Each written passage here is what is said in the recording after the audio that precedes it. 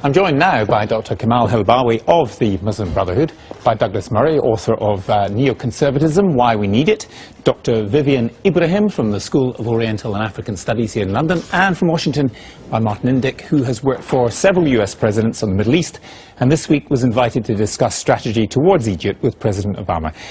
Dr. Helbawi, first of all, is the Muslim Brotherhood a threat? I lived in the Muslim Brotherhood since 1952.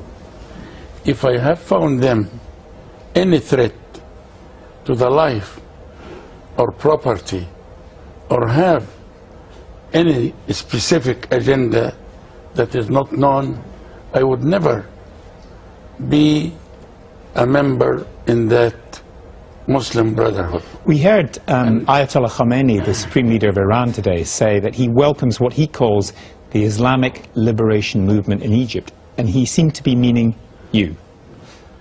We are not an Islamic liberation movement.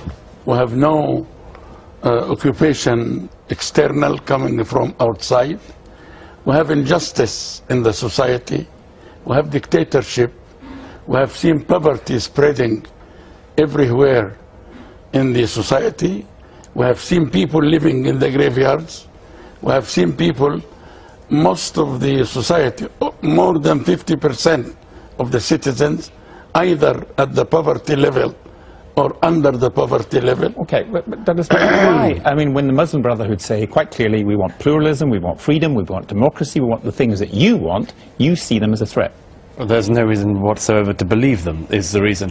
Just earlier this week, one of the leaders of the Muslim Brotherhood said in an interview that the country of Egypt should prepare to shut the Suez Canal and prepare for war with Egypt. Dr. Helbawi, who spoke so beautifully just now, in a BBC interview in 2008, said that even 2-year-old Israeli children were acceptable targets for terrorism. There is no reason at all to believe the Muslim Brotherhood. There wasn't when their faction, the Hamas, took over the Gaza, when they said that when they did so in a democratic election, and then, of course, last year when they meant to have another election, didn't have it. They're a one vote once party. That's what the Muslim Brotherhood is. This is really a big lie, and I never said so in my life. You said it on the BBC, Dr. Helbawi. Everyone can see it. Bring it, and tell me who is representing the Muslim Brotherhood and said we will shut or close. I can tell you, Mohammed Gamen, he said it earlier this week. Mohammed Gamen. Let me bring in Dr. Ibrahim on this. I mean, representing the Muslim Brotherhood. We'll come back to you. Dr. Ibrahim, I mean, where do you see this? Because we've heard on the one hand this is a big threat to Egypt, a big potential threat. It's a big threat to Western interests, which we hear from some Western capitals.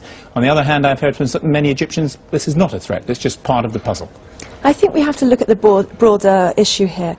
Yes, the Muslim Brotherhood are one aspect of post whatever happens to Mubarak. But on top of that, we have a system in place. So this idea that we're going to descend into chaos, that the Muslim Brotherhood are going to take over, is not necessarily the reality. I mean, there's a constitution, and there are several outcomes to the possible, there are 3 or 4 different clauses of the constitution that can be taken from this point onwards. And each one of them secures free elections. It will secure an interim government. And from that point, we can start to have a discussion which is more inclusive of a wider spectrum of Egyptian society. Well, let me bring in Martin Indyk now from Washington. I mean, is it possible that Mubarak could go, will go soon, and that broadly the same people will stay in power, as we have seen in Tunisia? Let me just correct one thing. I didn't meet with President Obama this week. I met with a few of his advisors, along with a lot of other people. Look, I think it is more than likely that President Mubarak will leave office of president soon. I don't see any way in which he will stay till September, not just because of the incredible demonstrations that we see that are likely to continue until he steps down, but also because I think he knows, having made the decision that he's not going to run again, I think he knows that it's all up for him. As for what happens after him, look, it's a military regime. It's been a military regime since 1952. It's no coincidence that all the people that he's appointed in the new cabinet are military officers.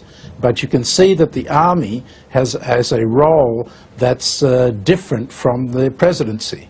And the people are willing to accept that there's some distance between the Mubarak and the army. I mean, the defense minister was able to walk into the crowds today.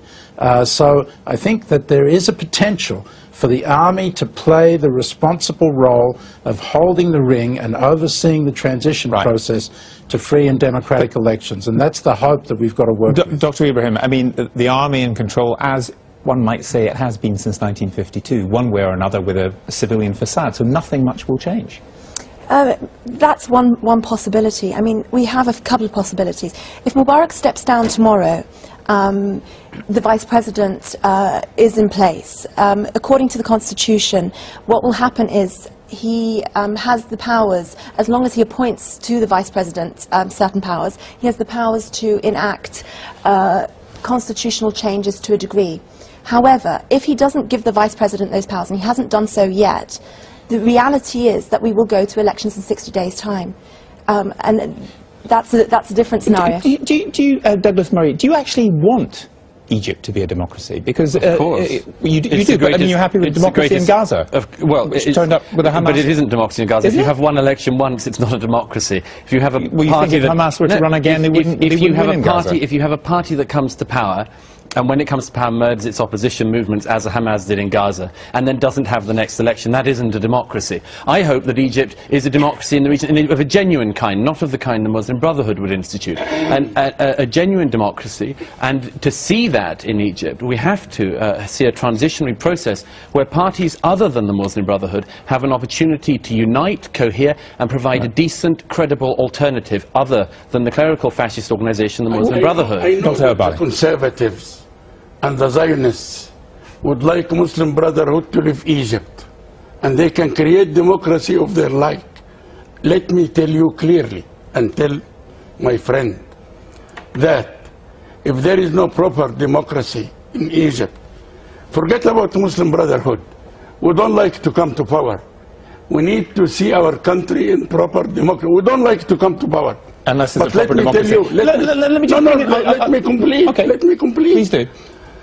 I'm afraid lest America and the West will try to have dialogue with any Qaeda or Taliban that will come secretly if these protesters and the revolution come to an end by force. Okay, but let me bring in Martin Inde. I mean, do you think it's in America's interest to have Egypt as a democracy?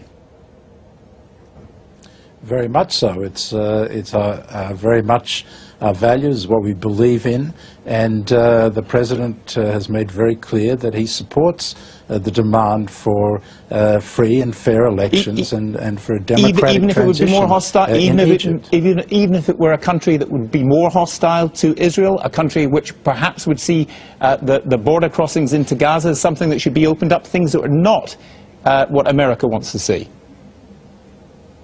Of course, there's a very risky situation in terms of American interests in the region.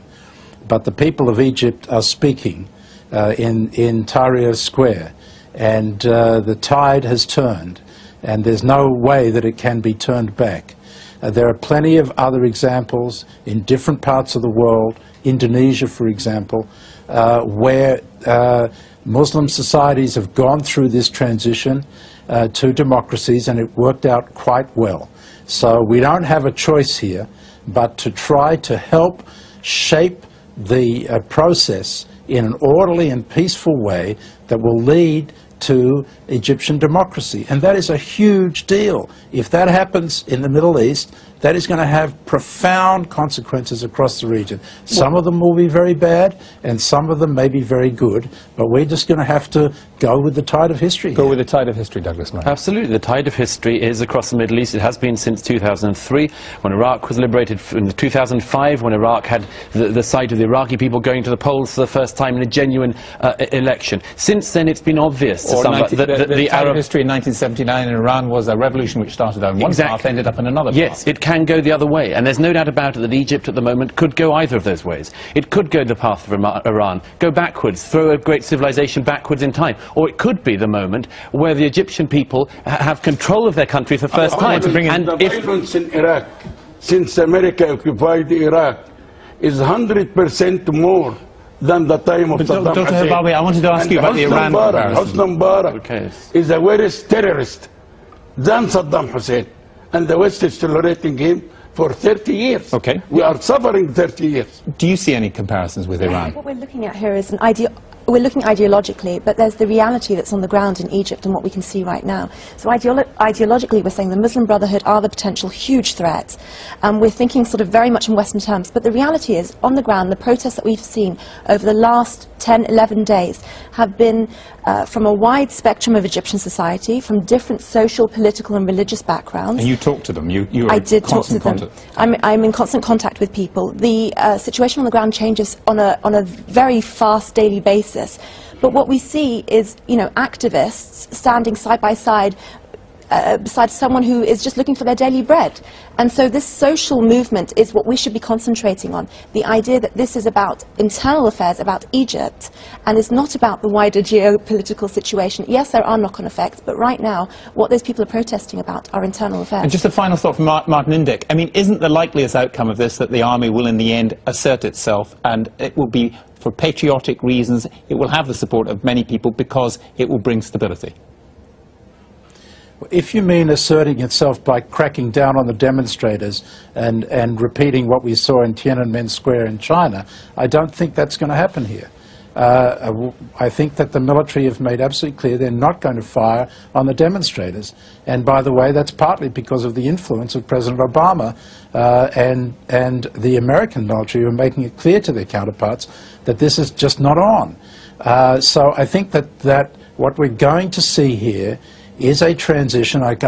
It's hard to believe it's going to be orderly or peaceful, but I do think that there is a good chance here that we can see a process evolve in which free and fair elections can take place, and Egypt will become the first and most profound expression of the will of the people in the Arab world that we have seen in history. We'll have to leave it there. Thank you all very much.